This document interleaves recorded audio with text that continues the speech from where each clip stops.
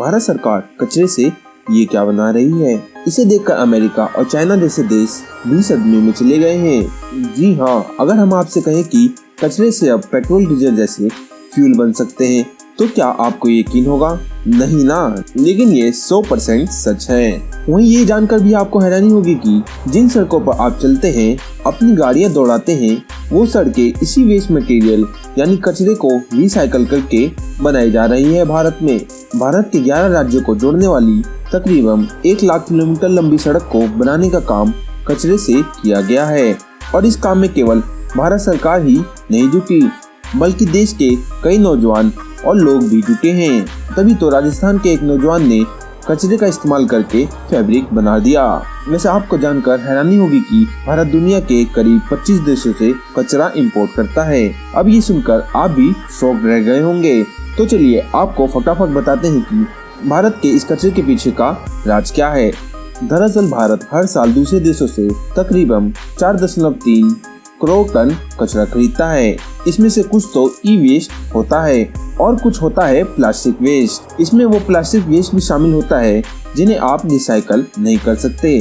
तो अब आप सभी के दिमाग में आ रहा होगा कि हमारे देश में भला कचरे की कोई कमी नहीं थी, जो भारत को बाहर से कचरा इंपोर्ट करना पड़ता है। आखिरकार इतने कचरे का भारत करता क्या है? तो जनाब, अब भारत से कचरा इंपोर्ट करने की पॉलिसी को समझने से पहले जरा यहाँ की सड़कों को देख लें। देखने में तो बिल्कुल आम सी सड़क लग रही होगी, लेकिन क्या आपको पता है ये सड़क प्लास्टिक वेस्ट से बनी है जो भारत के 11 स्टेट्स को जोड़ती है। इसकी लंबाई कितनी होगी? तो सुनिए, 1 लाख किलोमीटर की लंबी ये सड़क है। इसमें 1 किलोमीटर सड़क बनाने के लिए 1 टन प्लास्टिक का यूज किया गया है। इंडियन गवर्नमेंट का कहना है कि आने वाले दिनों में इसे 2 गुना किया जाएगा। तो क्या इंडिया दूसरे देशों से कचरा इसलिए इंपोर्ट कर रहा है ताकि भारत की सड़कें बन सके? ऐसा बिल्कुल भी नहीं है। दरअसल इंडिया के इस गार्बेज इंपोर्ट के पीछे 2 नहीं बल्कि कई बड़ी रीजंस हैं। इन कचरे को इंपोर्ट करना इंडिया के लिए बहुत ही प्रॉफिटेबल है। आप ये जान ले कि 1 टन पेपर को रिसाइकल करने में 17 पेड़, 2.5 बैरल ऑयल, 4100 किलोवाट बिजली, 4 क्यूबिक मीटर लैंडफिल वाली जमीन और 31,780 लीटर पानी की बचत होती है। वहीं एक इकोनॉमिक सर्वे का ऐसा मानना है कि भारत ऑटोमोबाइल स्क्रैप से यानी जो ऑटोमोबाइल से जो स्क्रैप निकलता है उससे साल 2025 तक 10 मिलियन टन स्टील और 1.4 टन आयरन ओर जनरेट कर लेगा। इससे भारत 16 से 17% एनर्जी सेव कर सकेगा। अब ये बात हुई भारत सरकार की। अब हमारे देश में टैलेंटेड लोगों की कमी थोड़ी ही है। देखिए कैसे लोग इस कचरे के इस्तेमाल से क्या क्या बना रहे हैं। इन्होंने इस कचरे को कचरा समझने की भूल नहीं करी और कर डाला आविष्कार। इस लिस्ट में सबसे टॉप पर है ये जनाब, जिनका नाम है प्रोफेसर सतीश कुमार। प्रोफेसर सतीश कुमार हैदराबाद के रहने वाले हैं। इन्होंने कचरे से पेट्रोल और डीजल बनाने का इन्वेंशन कर डाला है। जहां पूरी दुनिया में पेट्रोल डीजल के दाम आसमान छू रहे हैं, वहीं सतीश कुमार ने 500 ग्राम रिसाइकल नहीं होने वाली प्लास्टिक से तकरीबन 400 लीटर पेट्रोल बना डाला। और ये पेट्रोल नेचुरल पेट्रोल से 30% सस्ता भी है। इस पूरे प्रोसेस को पैरालिसिस का नाम दिया गया है। वहीं शायद आपको याद हो, साल 2015 में इंडियन क्रिकेट टीम ने एक लीग के दौरान प्लास्टिक वेस्ट से बनी टी-शर्ट पहनी थी, जिसमें वो काफी कंफर्टेबल भी थे। कुछ उसी तर्ज पर राजस्थान के 17 साल के आदित्य बंगर ने एक कंपनी बनाई जिसमें पर डे 10,000 टन प्लास्टिक कचरे को फैब्रिक में बदला जाता है। जी हाँ, भिलवाड़ा जिले में ट्रैश टुगेदर नाम की इस कंपनी से जहाँ कचरा भी कम हुआ है, वहीं लोगों को रोजगार भी मिला है। इतना ही नहीं, भारत में कई लोग ऐसे हैं जिन्होंने कचरों में भी रिसोर्सेज को ढूंढ लिया है। अब अपनी राजधानी दिल्ली के कूड़े वाले पहाड़ के किस्से तो आपने सुने ही होंगे, जहाँ कूड़े का पहाड़ वहाँ रहने वालों के साथ साथ सरकार के लिए भी टेंशन का पहाड़ बना हुआ है। लेकिन अब उस कचरे के पहाड़ से बिजली बनाने की पद्धति का इस्तेमाल किया जाने लगा है।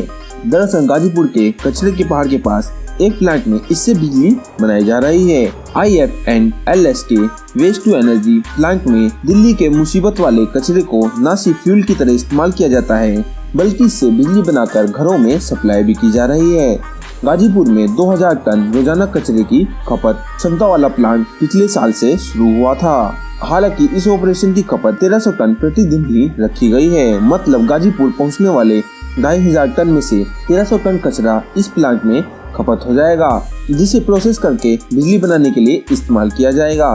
बता दें कि भारत यूएसए, यूरोप और मिडल ईस्ट समेत दुनिया के करीब 25 बड़े देशों से कचरा इंपोर्ट करता है। इसमें पाकिस्तान और बांग्लादेश का नाम भी शामिल है। दरअसल यहाँ मुद्दा मुनाफे का होता है। राज्यसभा की एक रिपोर्ट से पता चलता है कि इन कंट्रीज को अपने कचरे को रिसाइकिल डिस्पोज करने से ज्यादा मुनाफा उसे इंडिया में एक्सपोर्ट करने से होता है।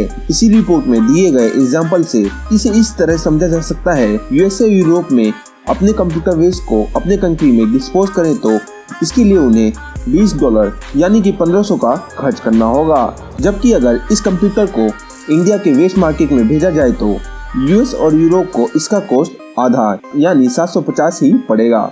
कुल मिलाकर बात यहाँ सिर्फ और सिर्फ मुनाफे की है। इन वेस्ट को इंपोर्ट करने के लिए जहाँ भारत को पैसे मिल रहे हैं और वो इसका इस्तेमाल भी कर रहे हैं, और वहीं एक्सपोर्ट करने वाले देशों को भी प्रॉफिट हो रहा है। वैसे दशकों पहले लोगों की सुविधा के लिए प्लास्टिक का आविष्कार किया गया था, लेकिन धीरे धीरे ये वातावरण के लिए नासूर बन गया है। प्लास्टिक और पॉलीथीन के कारण जमीन और पानी के साथ साथ हवा भी प्रदूषित होती जा रही है।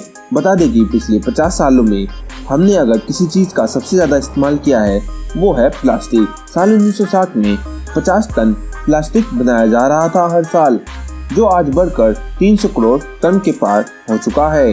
वर्ल्ड इकोनॉमिक फोरम की एक रिपोर्ट के अनुसार भारत में सालाना 56 लाख टन प्लास्टिक का कूड़ा बनता है। दुनिया भर में जितना कूड़ा हर साल समुद्र में बहाया जाता है उसका 60% हिस्सा भारत ही डालता है।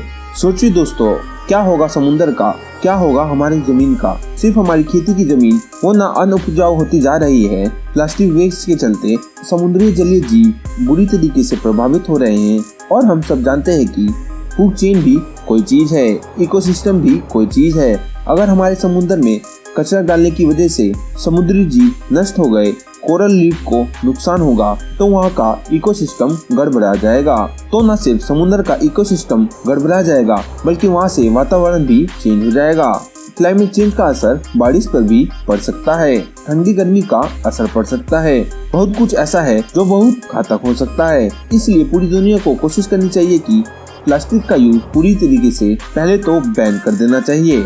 उसके बाद ऐसी फैक्ट्री लगानी चाहिए जिससे पूरी प्लास्टिक वेस्ट को पूरी तरीके से रिसाइकल किया जा सके या किसी तरीके से डिस्पोज किया जा सके, और प्लास्टिक वेस्ट को किसी वैल्यूएबल चीज में काम में लाना चाहिए, जैसे कि एनर्जी या किसी चीज में।